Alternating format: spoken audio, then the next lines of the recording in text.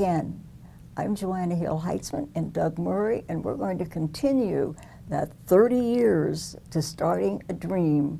And the dream had been that of Richard E. Hunt, who said he had long time had held that dream of being able to start a foundation to benefit the people of Piqua and the Miami County. And we talked with you on the first part of the program about how that had gone through the trials and tribulations of getting everything filed, and everything is in order. We now have 9 members on the as directors, 9 members on an advisory committee, and we are now moving ahead with our distributions to the people that are submitting requests for money from the foundation. And Doug, you were going to talk about that. Yes, I'm going to kind of speed forward a little bit.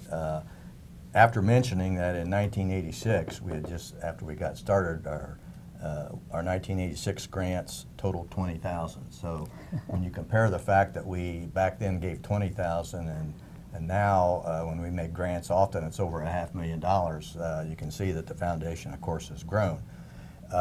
As it's grown, it's come from a number of different places as far as the funds that have come in. We found a lot of individuals in Miami County who were interested in like I mentioned in the prior program, they were interested in funding charitable organizations and scholarships for Miami County people, not necessarily the city they lived in. And that, of course, was helped by the fact that you have both the Troy Foundation for people who want to stick to their own city, or you have the Piqua Foundation for people who want to do it for Piqua people. So, but we did find a lot of people who were interested, and so along the way we got funds for scholarships. We got what we call those temporarily restricted funds, and one of the major ones that came in over the years was from Thelma Ross Dalton out of Troy for original funding of $1.3 million. She was interested in scholarships throughout Miami County high schools and schools and located in Miami County. And so along the way as we grew, we had the Dieter Scholarship from people in Pleasant Hill, coming for people who went through the Pleasant Hill school system. And in reviewing this, it was interesting to note that she mentioned she donated to the foundation because we were for the county. Right. So you can continue now. So as we grew, of course, like most organizations, we made some organizational changes. The first thing that happened is the fact that we had advisors and we had trustees and we had directors and we thought about the committees, we more or less thinned ourselves down to the fact that we don't necessarily need advisors. We are all from Miami County, and we're now designated either as directors or trustees, and that's another thing. As a person that sees a lot of legal jargon, if you looked at the statutes in Miami, in the state of Ohio, we can call ourselves either directors or trustees. It doesn't necessarily mean that we have to be both. So along the way, we're now only have a board of directors. Right.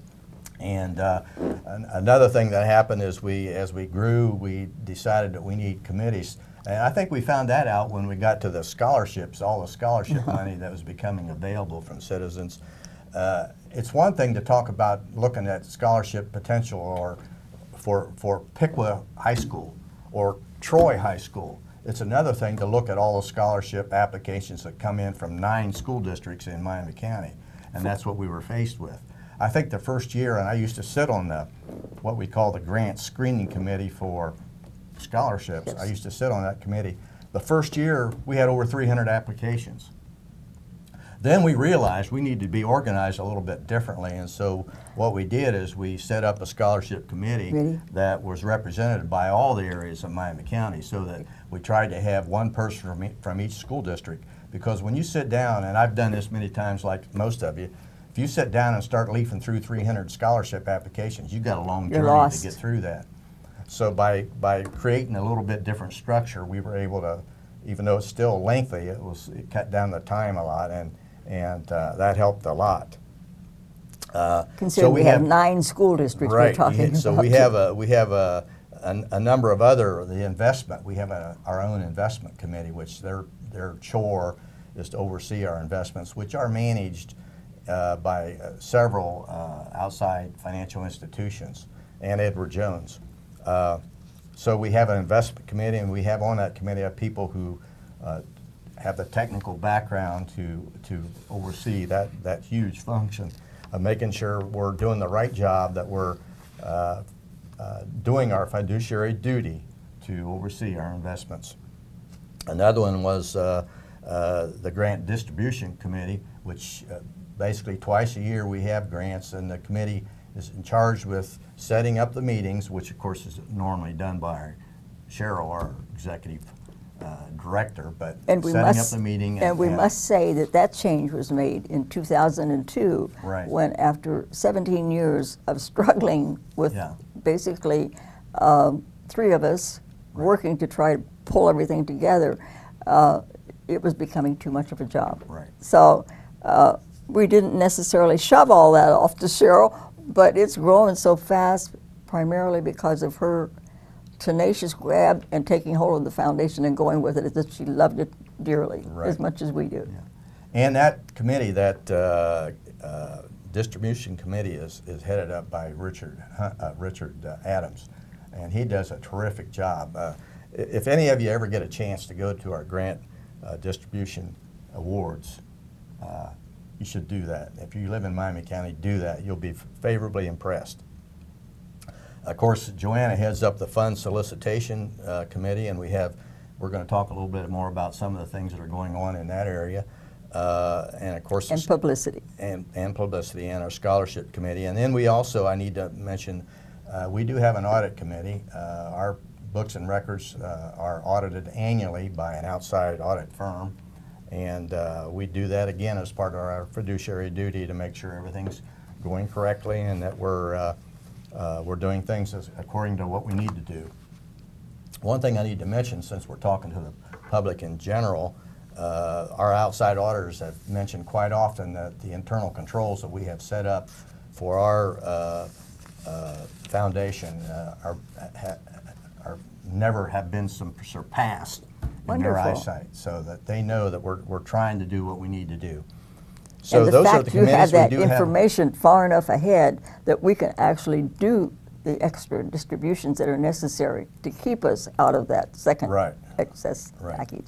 And of course, we have an administrative committee that is made up of people who have a little bit of both history of management in either their own business or in some organization, or who have their own business, of course, and we do have an administrative committee, and we do have our officers like most boards. Right.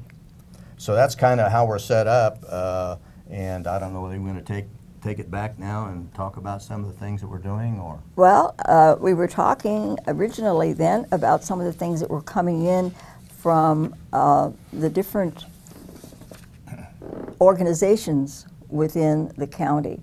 We have Bradford, and you want to take that one? Well, we have, of course, the Bradford Railroad Museum, which we've been kind of involved with from their word go, and we've actually had at least one meeting I can recall where we went over there.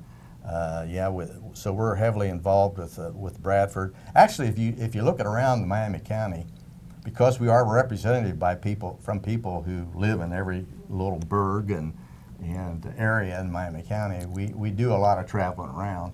We do have meetings at various cities and towns, and that brings up that you might want to talk a little bit, Joanna, about your meetings that you hold as part of your committee in various, because that's kind of interesting. I think that's something that's not done by other foundations. We, again, with Cheryl, has doing the legwork and putting it all together, an evening dessert, and we've held it throughout the county at different locations.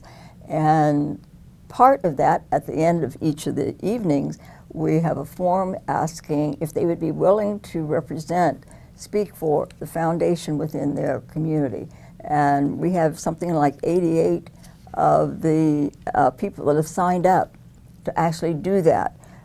In the back of our minds, we've been trying to think, okay, how can we actually pull them together and get them more involved in what we're trying to do.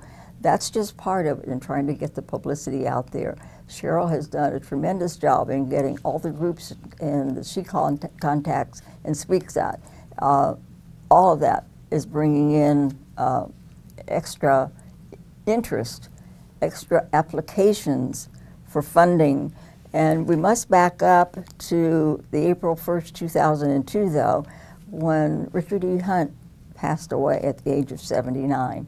And you want to take it from there then on the sale? Right. Mr. Hunt, of course, was in declining health for the last few years. Actually, I was appointed his trustee at one point, and he got to the point where he had to be taken care of in Florida, at his home in Florida. And so the last several years, we learned to operate pretty much on our own without Mr. Hunt's involvement. So when his death finally came, it led to a number of things, of course. In 1997, his station here in town, WPTW Radio, AM and FM, was sold to the Cox radio system.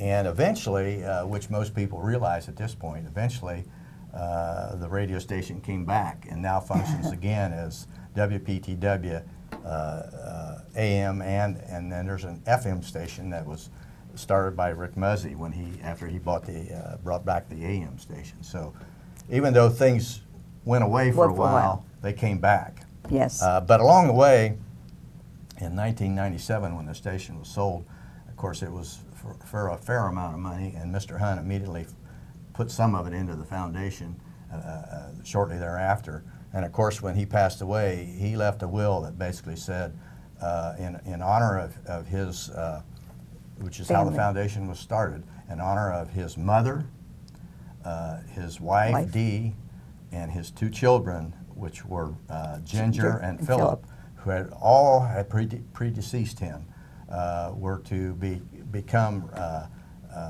part of the foundation's background, and all his money and his estate went to the foundation. And so it took a while to get that done, of course. Since he was a resident of Florida legally, we had to go through the court of the Florida probate system, and so we didn't get the money actually out of the state until 2004. But at that time is when a lot of the buildup of the funds that we had under our umbrella started.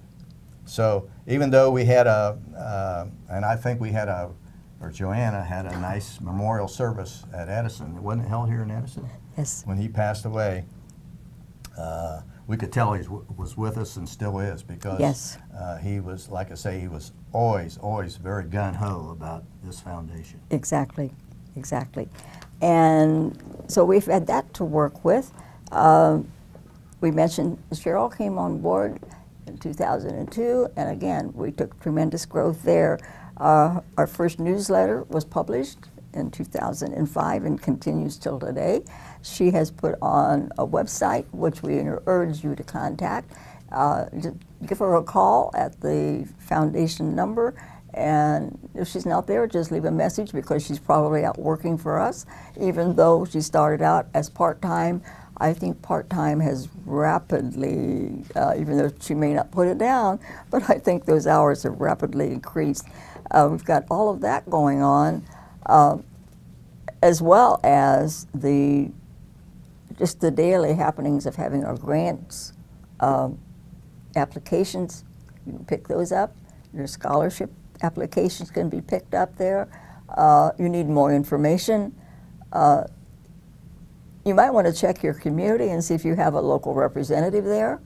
We'll be surprised if they haven't already made themselves known to you, but any of them can direct you the way to go to perhaps answer something that's going on in your community that needs to be addressed.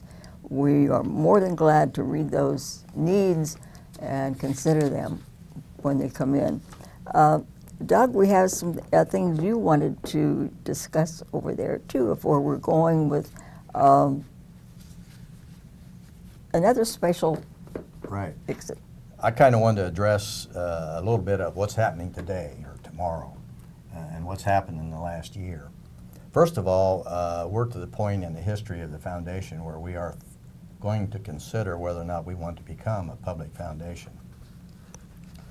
As I mentioned earlier, the tax laws have a lot to do with how this might take place, and so it's very technical, and so I'm not going to spend any time at all getting into the issues, but just to say that our administrative committee has undertaken a review of the possibility of becoming a public foundation. Just like most other things in life, there's things where it's good and there's things where it's bad. So we'll take a hard look at that in the next year or so and see if we might want to make a change. It's not easy to do, I will say that, under the tax law. Well, I will say this, in reviewing everything that I have in the last couple of weeks, he always mentioned the fact that consider making this change. Right. It's what he had wanted to do, but wasn't able to have done. Right. So you're on the right track with consider him you when you say you want to do this. One of the other things that I did want to mention, I'm going to spend a little bit of time with it too and tell you who they are right now, but a little over, probably close to 2 years ago, when Andy Pratt from Troy, an attorney in Troy, brought up an idea that has come to pass and has been very successful so far, and we hope that it will grow. In looking at fund solicitation and where our funds should be coming from, we felt it important to, some way along the way, and it might have been, it's probably your idea, Joanna, since you're under that committee, to look at whether we could ever partner with some businesses in Miami County that would be interested in helping us in our funds, in our fundraising efforts. And so we didn't get real technical. We called that the partner program.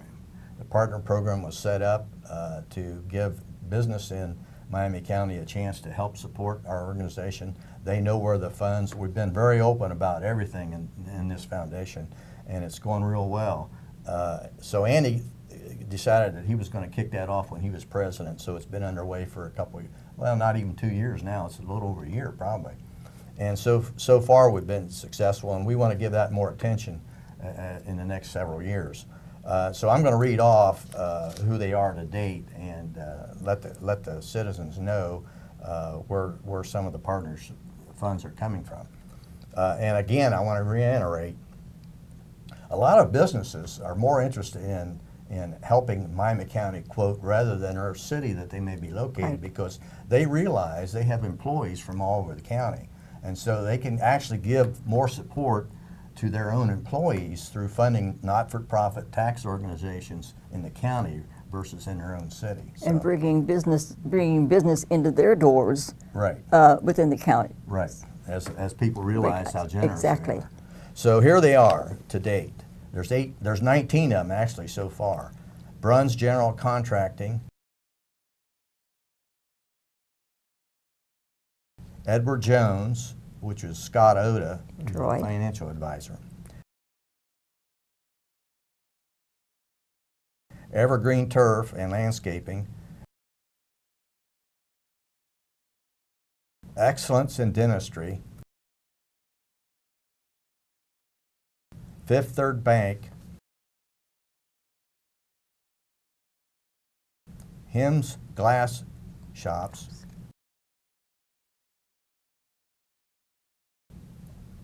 Coverman Dickerson Insurance. They're located in several cities in right, Miami County. KSM Metal Fabrication. Lopez, Sievert, and Pratt, and Jose Lopez, who's an attorney in Troy, was instrumental in bringing one of our largest scholarship funds. He had a client who was interested in Miami County scholarships and not necessarily Troy scholarships, and so that's how we got that. And he does a tremendous job, yes, with the scholarship committee. Right, he sits on that committee, Jose Lopez. Merrill Lynch, which is with from Mark Hennestoffel, who also sits on our board, by the way. Right. Minster Bank, Muzzy Broadcasting, which again owns WPTW. One Call Now, PSC Crane and Rigging, which is the Seaver family, Right. located here in Piqua. R.W. Earhart Co. Scott Family McDonald's, again, even though they have McDonald's throughout Miami County, they're located in Piqua. The Orfelt Company. Troy Ford, and Unity National Bank. So this is a list of the startup list of the partner program, and again, it's an area where we want to concentrate and see. I'm sure there are other businesses that will be interested. If they're interested, all they have to do is call. That again, our number is easy to find, and any of us will be glad to help you. So if you wish to become involved with us, if part of your dream just might be something like this, it was just his dream. We started without anything. We didn't even have a letterhead. We had nothing to start with. And when you think of what has happened over 30 years, it's just a little bit mind-blowing. We have to agree that we think now we've got brochures, we've got Cheryl with her website, we've got Cheryl with her, she's there, she's on the end of the phone, she's on that computer, she knows how to get to you if you just give her a call. She'll be glad to talk and share her time with you. There is never a more patient person that tries to detail and is glad to meet with you at any time. There are so many things going on. Just give her a call. She'll be glad to get you a brochure, which we have now, we didn't have then. So again, 30 years ago, it started. This was his dream. I might add, before we go on, that his dream has led to an investment balance of $13 million at this Exactly. point, and that we routinely, as I mentioned earlier, give out $400,000 to $500,000 a year in grants, including the scholarships and so forth, and that this fall, when we make our fall distribution, we're going to pass $6 million in grants and scholarships. And I think that's a story that Dick would be proud of. In itself. So if you want to join that dream, just give us a call. We'll be glad to talk to you and make your dreams come true too. Thank you for being with us.